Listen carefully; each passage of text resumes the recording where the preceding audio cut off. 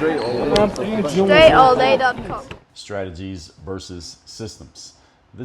These are two terms that people often conflate. They use them together, and that's the main reason why a lot of people end up getting stuck, because they think if they have one, then they have the other, when they actually are two different things that can work together when understood properly.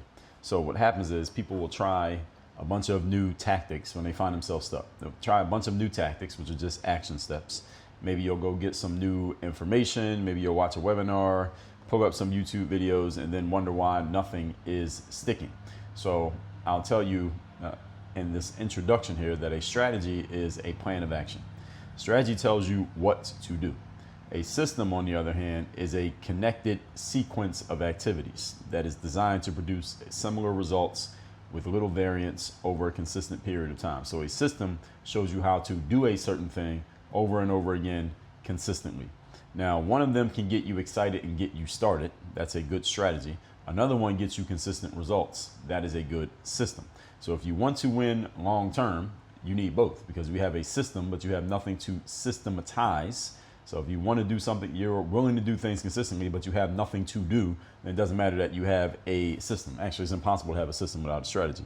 But if you have and on the other hand, if you have a strategy of things to do, but you don't have a system, then you may end up burning yourself out or literally working yourself to death, because you have to keep executing on the strategy over and over and over again. You have no way of making yourself or your work or the production of your results more efficient, which is what a system does. So again, these work together. One of them keeps you winning regardless of how you feel, but even with that one, you need something to plug into it. It's kind of like having a beautiful car on the outside, but there's no engine inside the vehicle. So even though you can look good in a picture sitting on top of the car doesn't actually move. It's probably not serving its purpose. So let's get into it here today and talk about strategies versus systems. And I want you to understand the difference between these two things. Point number one, topic once again is strategies versus systems. Strategies are what we aim to do. Strategies tell us basically what the overall plan is. The overall plan is we're going to try to win the championship for the football team this season. That's the strategy is we're going to win the championship. And how we're going to do that is we're going to practice this much. We're going to play in these games. These guys are going to play. These guys are going to be the backups. This is the way we're going to play offense. Here's how we do defense. Here's how we'll respond when certain things like this happen. A strategy is simply a plan of action. That is a strategy. And it's, understand, plan of action. It's a plan for things you're actually going to do. Not things you're talking about, not your hopes and wishes, but a plan of action. So a strategy is not a list of goals. Strategy is a plan of action. What are we going to do and actually achieve the goals that we have laid out? What are we going to do? Who, what, when, where, why, and how we do it. That is what a strategy entails. Now, the way we do it over here is what we call our roadmap and reverse process. And when I say we over here, I'm talking about at Work on Your Game. We have a process called the roadmap and reverse to help you reverse engineer what you want to achieve. And we deconstruct, again, back from where you want to be at, working backwards to the starting point, which is where you are today. Now, when people fail to strategize, and most people fail to strategize when they're doing work, the reason they don't do that is because the reason they fail to strategize is because they simply neglect to take the time to plan. Now, I understand this impulse, because if you're an entrepreneur like I am, and you have an entrepreneur's mind like I do, then you are probably much more inclined to going and doing stuff than you are to sitting and planning stuff. And that's how I am. Once I get an idea of something that I want to do, the first thing I'm thinking about is, let me just go do something. Let me go get this domain name. Let me go set up this funnel. Let me go record this video. Let me go call this person. Let me shoot off this text message and send it to these individuals who need to know what I'm thinking about right now. That's what happens when you are more focused on doing than planning. But the planning is important. Why? Because even though plans are generally useless, because things never work out the way we perfectly expect them to work out, planning is priceless, because the time we take to think about things, especially if you're smart and you have some intellectual capabilities, you'll probably think of some better ways to get things done than had you gone straight into it and not thought about it at all. That doesn't mean you want to take a whole bunch of time in paralysis by analysis, meaning thinking, but never actually doing stuff. Your thinking time doesn't have to be 2 days or 3 hours or 10 weeks. It can be 10 minutes. But the amount of time you spend planning what you're doing probably makes your actions more effective if you know how to ask yourself the right questions, and or you have people around you who have the ability to ask those right questions. So many entrepreneurs, we tend to act on impulse. I understand. We are usually more focused on our ideas and starting things and doing stuff around those ideas rather than thinking, planning, and mapping out what we're going to do. But as I've already told you, the plan of the time taken, the investment of mapping things out often pays for itself in the long run, if in nothing else, saved time, so that because the problems that you foresaw by planning, you would not have foreseen had you gone straight into taking action, if nothing else. And the reason I say this is because, as I already told you, nothing ever goes exactly according to plan, but the time you spend thinking about it can give you insight and forethought into how things may go, so you can anticipate challenges before they actually happen. And the more problems you can snuff out before they become actual problems, the more empowered you become. That's what happens when you plan. When you sit and you actually think about, here's where I'm at, here's where I'm trying to go, here's what I'm working on, here's what I know about this, here's what I can glean about this, here's what I found out, here's what I've heard other people say about this. Okay, now that I'm considering that, then I should probably think about this piece and that piece. Maybe I should change this idea to that idea. Maybe don't do that, but do this. All that happens when you take the time to think about what you're doing. You take the time to plan. And remember that the human mind is one of the most powerful tools, is the most powerful tool known to man, because everything that we have that you consider to be powerful came from a thought that started in somebody's mind. That thought wouldn't have happened had that person not taken time to actually think, which is something that a lot of people don't do these days. Point number 2. Today's topic, once again, is strategies versus systems. Number 2, systems are about how you do things. They're about your specific tactical actions. A system is about how a certain thing gets done with specific tactical actions designed to achieve an outcome over and over and over again. For example, look at a company like Starbucks. I'm sure most of you listening to this, there's a Starbucks within a 10-minute drive at the most from where most of you are located. There's probably also a McDonald's within maybe 15 minutes from where most of you are located at the exact moment right now. These are both good examples of solid, well-run, and consistently executed systems. I don't drink coffee. I'm not a consumer of much of what Starbucks offers, so I'm not a Starbucks customer, nor am I a customer of McDonald's, but I'm very familiar with what both of them sell. The reason I'm familiar is because both of them have such well-run systems, such well-oiled machines, that they are known worldwide for what they offer, even if you, like me, are not a customer of either one. Even if you don't drink coffee or eat hamburgers and fries that are not really burgers and there is no potatoes in those fries, you know what McDonald's is, right? And if you own a McDonald's franchise, you would probably be making a profit. So, and I don't know, Starbucks even franchise? I don't think Starbucks does much franchising except for Magic Johnson. But you probably making money if you would make money if you owned a Starbucks franchise as well. Why? Because they have great systems. What does the system mean? The system is, and I worked at McDonald's, so I know how it works from the inside. But Starbucks would be the exact same thing. Someone ordered a burger when I worked at McDonald's. I spent most of my time working in the back where we would assemble your cheeseburgers, quote unquote cheeseburgers. No cheese, no burger. But you would, when someone ordered a cheeseburger, you would grab 2 pieces of bread, and there were different types of bread for different sandwiches. So the bread for the cheeseburger was different than the bread for the quarter pounder or the Big Mac. But the cheeseburger, you put the 2 ends of the bun into a warmer, and it would warm the bread for like 6 seconds. It would go through the machine. It would pop out of the bottom. 6 seconds later, you put the 2 pieces of bread on the piece of the wrapper that would be the cheeseburger wrapper, and then you would put 1 squeeze each of ketchup and mustard, and it was a machine that would squeeze it. You push the button, it would squeeze enough ketchup and enough mustard for that burger. That's how much it got rationed out, and then you would slide it over to the next person. The next person would put some onions, quote unquote onions, and a pickle and a slice of cheese. That's all you got on the cheeseburger. A slice of cheese. That was not cheese, but whatever it was, that yellow square cheese. And then they would slide it over to the next person, and the next person would grab a piece of meat, quote unquote meat, and they would put that on top of the cheese, and then they would put the other end of the bun on top of it, and then you wrapped it up a certain way, and then you put a little sticker on it that was for the cheeseburger. You slid it into a warmer. That warmer was basically the go-between between the people in the back and the people working the front line. Those are the workers who took your order at the register. They grabbed the cheeseburger, drop it in the bag. They would go get the fries, quote unquote fries, and they would put those in the bag with the cheeseburger. Then they would get you a drink. Now, the drink was real. I think the drink is a real thing. The soda, the lemonade, whatever you got, that was real. And the money that they took from you, that was also real. And then you wouldn't eat it. Now, what the hell you just put in your body, I have no idea. But that's the way McDonald's system worked. And imagine doing that, having that happen 1,000,000 times a day and people paying for it every time. Well, you make pretty good money. And if you're running the business and your workers who are doing it, you ain't paying them that much, so you're making a profit. Beautiful business model McDonald's has. So again, if I got into franchising, I might want to buy me a McDonald's. So these are well-run systems. The same thing when you go to a place like a Starbucks. Someone orders a venti vanilla latte. Is that a thing? I think that's the thing. Venti vanilla latte. And there's a certain way that you make it. Now, I can't go through the process of how that happens. Again, I don't even drink this shit. But there's a process for how to prepare that drink. And you prepare the drink, you call out the name of the person who ordered the drink, you give them a straw and a sleeve if they ask for one, and then you move on to make the next drink. Then you do the next one and the next one and the next one. That is the Starbucks system. The whole point is you get trained on how exactly to do it. Anytime somebody does this, you do that. They do this, you do that. They do this, you do this. There is nowhere in there where you have to really make too much personal knowledge or personal intelligence decisions. You may have to make some every now and then, but for the most part, there's an answer for damn near everything. For example, another example of putting together a system. Any of you ever wants to do one? There's a guy named Derek Sivers.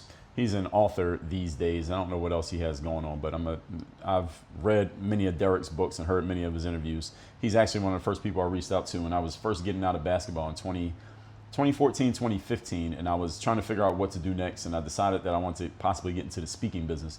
I sent an email to Derek, and he actually did write me back, and he gave me some ideas and told me, hey, you should try to maybe do some TEDx talks, and that was great advice. I went and did 4 TEDx talks after following his advice.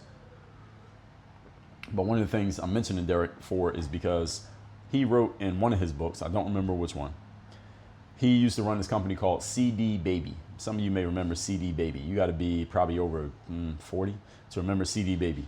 And CD Baby was a company that would literally, you could order CDs and they would mail you a CD back when CDs were the way to listen to music. And Derek Sivers told the story about how he would be in his office/factory where all the workers were, and they were shipping out these orders to customers because they were doing robust business for a while. I think he sold CD Baby for a nice little exit, Mr. Sivers. And one of his employees will come to him with a problem. And Derek was the main guy. They would come to his office with a problem. Hey, this is the problem. The customer needs this, or this happened, et cetera, et cetera. And Derek was very smart.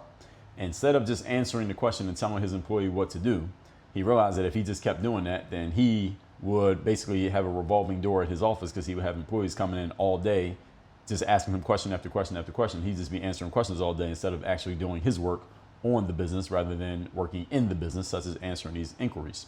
So he said every single time somebody came to him with a question, he would tell everybody in the office or the factory to stop what they were doing and everybody gather around. He would have the employee who came to him with the question repeat the question so everybody could hear it. Then Derek would answer the question and explain the reasoning behind his answer. Then he would tell his assistant, who was also there, hey, write down that question.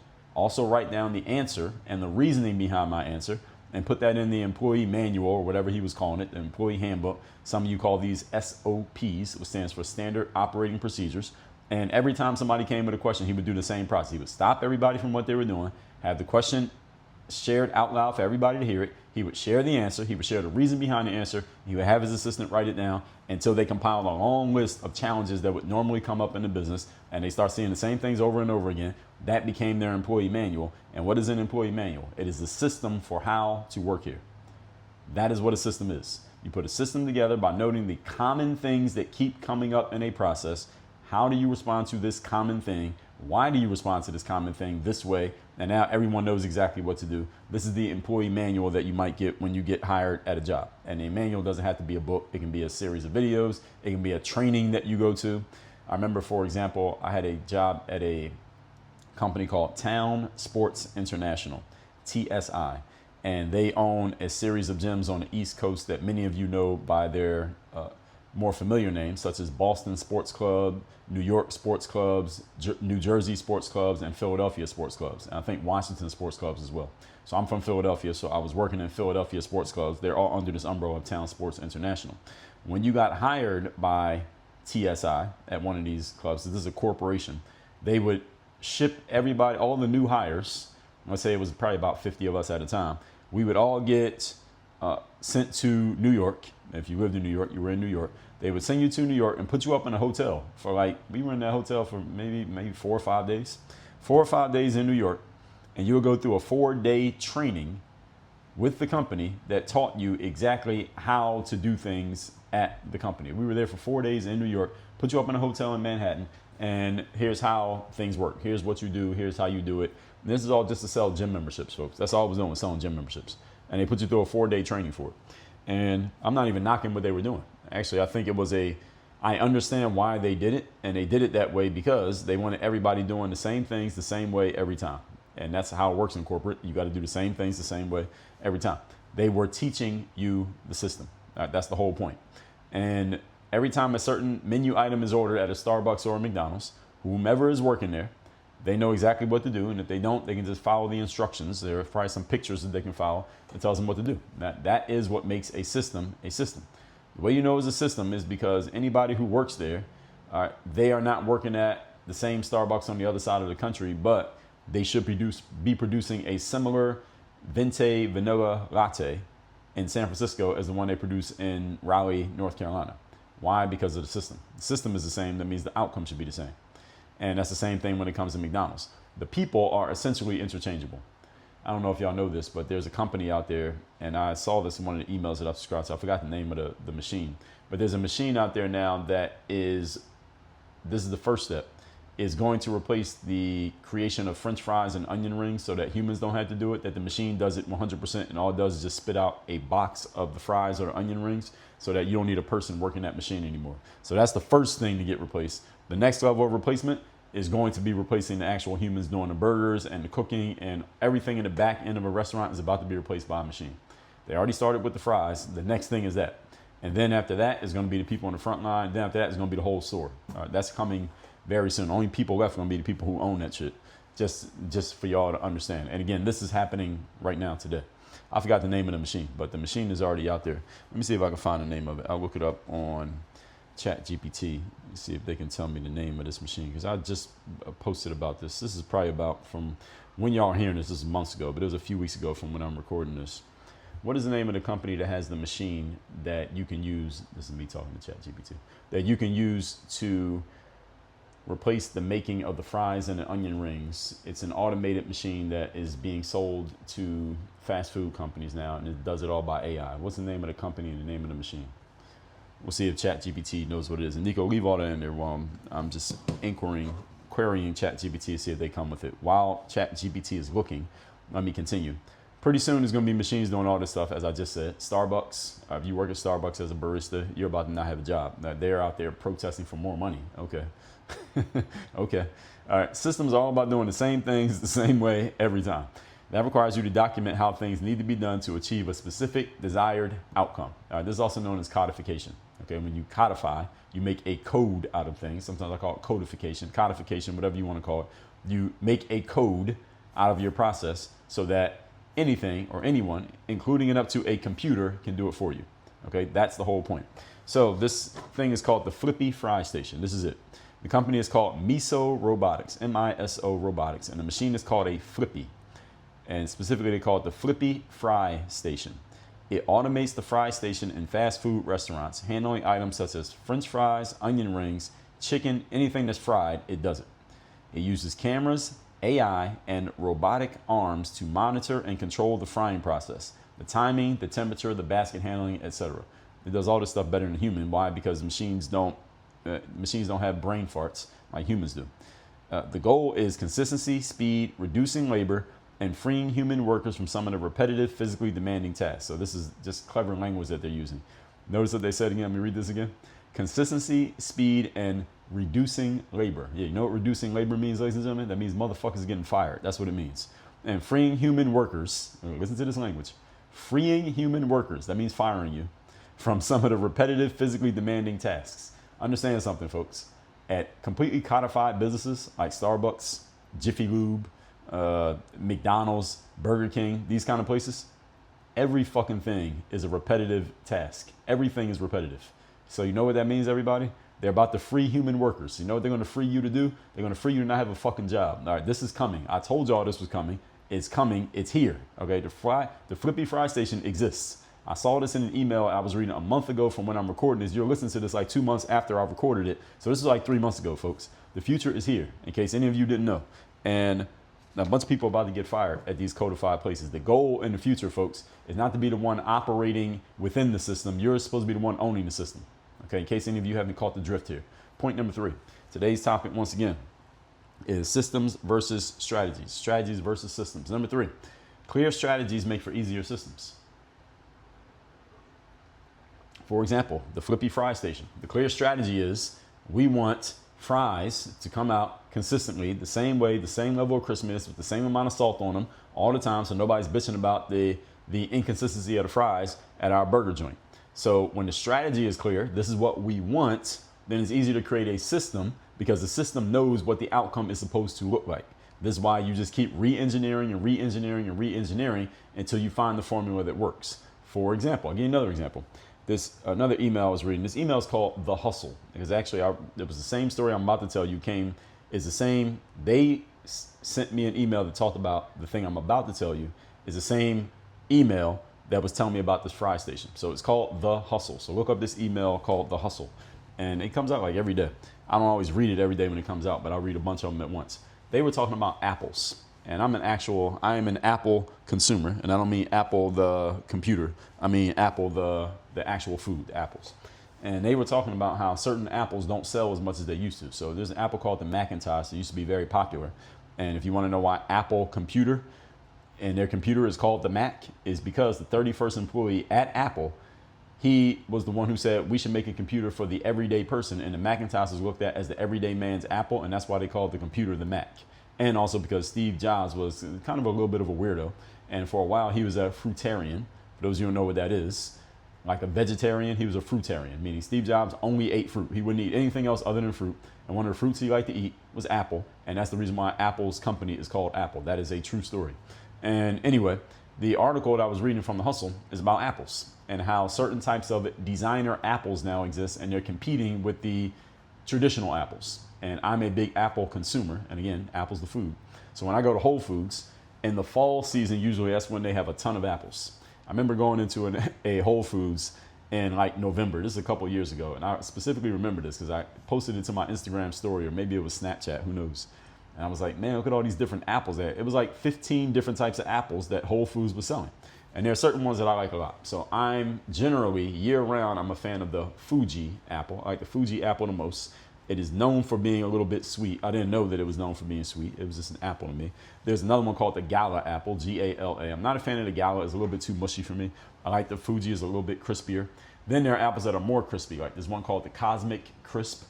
That one is okay. It's sweet, but it's a little bit too crispy. A little bit too crispy for me. It's almost like peanut brittle. Then there's one called the Honey Crisp, also a crispy apple. Not really a fan.